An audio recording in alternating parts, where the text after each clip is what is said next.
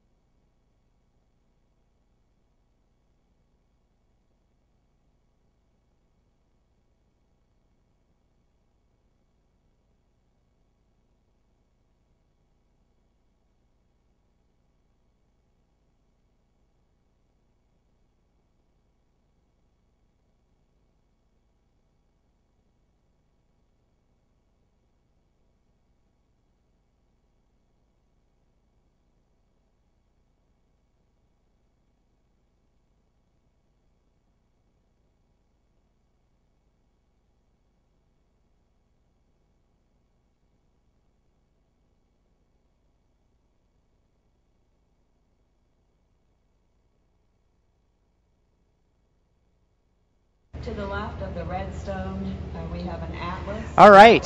Sorry, we took a quick break there. Very fun to have Robocall Team Columbia on the show today. Enthusiastic bunch of guys. Really good to talk to them. Sorry that they couldn't get in and compete. But right now we are looking at BRAC University's run and GITAM University, their run. And we have movement on both robots. Things seem to be progressing. They are almost 11 minutes into the competition. So they have a total of 15 minutes. Very excited to see how they do as we move forward. And it's really exciting here. I got to tell you, I love those guys from Columbia. They were very excited, traveling so far. And interestingly enough, they had a two-stage robot where actually one robot would do the collecting, the other would do the delivery, which is the first time I've seen that design in the Lunabotics mining competition. Very interesting. And so right now, as we look into live coverage, not exactly sure where they are in the stage. It looks like that's BRAC University that we're looking at. And they are not in the area where you collect regolith, so they're navigating right now, and it looks like GITAM University, and I don't remember their robot's name. Let me see if I can get that for you. Oh, of course, the Illuminati. I forgot about that. We talked to them earlier in the week. Okay, so the Illuminati is also moving toward the regolith collection area. Not sure that they're there either. That anniversary over at Cape Canaveral. But we will stick to. We will. This is one of the trickier parts of the competition. I mean, it's just like at my house when I leave too many shoes on the floor. It's like if you're walking around, you're going through an obstacle course. This is quite an obstacle course for these guys. As we learned yesterday, the crater that's in there is 30 centimeters wide, and they have multiple large rocks that are randomly placed that they have to navigate around. And sometimes that can get really tricky. The Atlas was the first intercontinental ballistic missile for the United States. It was made of stainless steel. It had to be pressurized in order to hold its shape. And it also had about a 50% failure rate. Now, what you're hearing in the background, we are at the NASA Kennedy Space Center Visitor Complex. This is a live, open visitor complex with museum exhibits, and we have guests all around the complex here. And what you're hearing is the Rocket Garden exhibit behind us, the narration taking place. So it's important that we not try to stop that down so the guests can learn all they can about NASA and NASA Kennedy. Good opportunity to do that. And of course, we hope today that while you're visiting the complex, that you'll stop by the Lunabotics mining competition. After Alan Shepard launch, that's when President Kennedy set the goal that we will go to the moon, and we'll do it before the end. Yeah, I'm looking at the coverage, and I can't tell from the perspective. I'm going to try to walk over and get a closer look at where the robots are in the Lunarena. Our views are zoomed in, and I don't have a completely clear view. So I'll take a look here.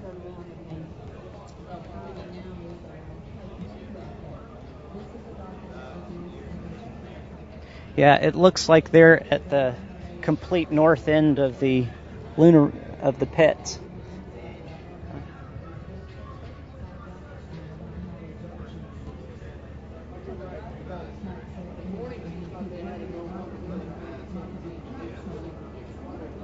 I believe I've got that wrong. I thought the top of the screen was the north and the bottom of the screen was the south.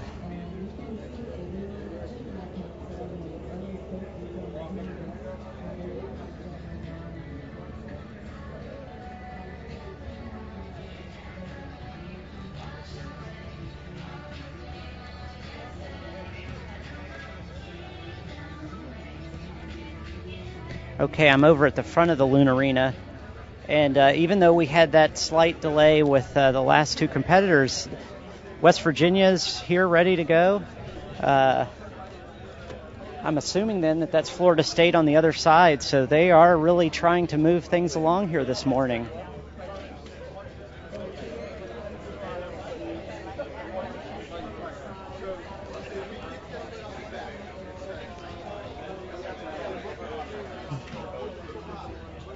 Let's stand by. Let's see if we can talk to one of the team members from West Virginia University. Stand by.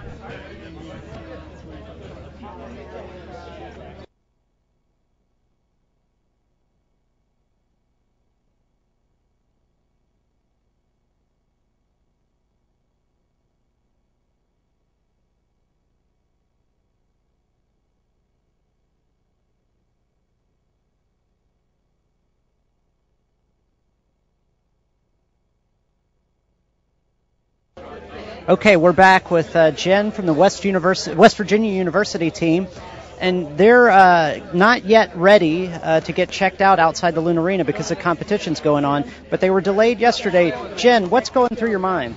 Well, right now we're just trying to get everything together and do a good trial and do the best we can. I think we've done a really great job. We only had a 19-week schedule to do it in, and we didn't get as much practice in as we would have liked, but due to weather and everything. But we're confident. So. Were you able to get in and practice in the Lunarena? Yeah, we had one practice on the first day. We didn't really use it to go for broke, so to speak. Basically, we went in to feel it out, see how the density of the regolith, see how our machine performed, and we're really pleased with what we saw. Did you collect regolith? Yes, we did. We collected 21 kilograms. Oh, perfect. Okay, so that's very good. And you have a conveyor design, I see. No, actually, the digging design is somewhat of a conveyor. We use a series of tooth buckets on a chain and sprocket system to collect it. The digging head actually can pivot up and down. Oh, nice. which allows us to get down deeper into the soil, which is actually part of what we were investigating on our Monday practice. Okay, so what's your goal for today? If you get in and things start to go well and you collect regolith, do you have a goal in mind? To do the best we can. Very good. Well, it's as we've seen from competitors so far, you just never know what you're going to encounter in there. So That's definitely true. it looks great. Now, your hopper here, where the regolith is collected, is there a capacity that you have for that? It is using the average density of the regolith, it is approximately 30 kilograms. Oh, wow. Okay, awesome. We're watching the competition live, so when we see you guys out there competing, it'll be good to have some of these facts and share them with folks as they see you kicking up regolith. Well, we hope you do well. Thanks so much for coming on, and good luck. Thank you very much. All right, that was Jen from the West Virginia University team. They're going up against Florida State University's team in the round right after this one, so stay tuned. Thanks so much.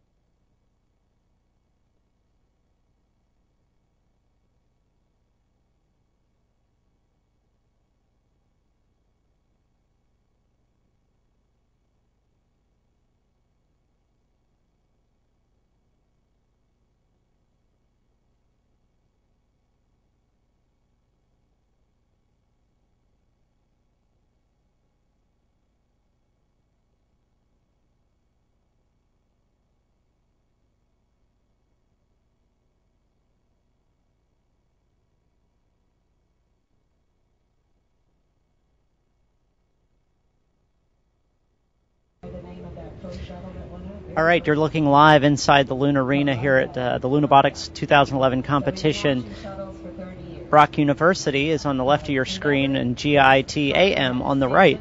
Both struggling on the getting to the area where they can officially collect regolith, and it looks like BRAC is trying to use part of its robot to help drive it. It's stuck. They can't retract their collector enough to, well, boy, as you watch them move, it looks like they're giving it everything they've got. Really impressive to see the work they're doing. If you let's see if I can get to my update screen. Sorry, stand by. They have 1 minute and 42 seconds left. Communication is okay. It looks like there's at least communication taking place. We see the robots moving inside, but neither team at this point has collected any regolith. So I'm sure it's tough for the team members, but I tell you what, both of these teams overcame great obstacles to get here, not only in traveling great distances and dealing with all sorts of luggage situations, bringing their robots over, but just lack of parts, the things not being readily available, lots of challenges. So it's good to see them in there moving and giving it a shot nonetheless. So we're just really, really, really thrilled to see them in the Lunarena competing. And we've talked to Shibley of BRAC University team many times, and he's just a really encouraging guy. He's very, very upbeat, very excited about being at the competition, and I'm sure he'll have some words to say after this round. We wish them well.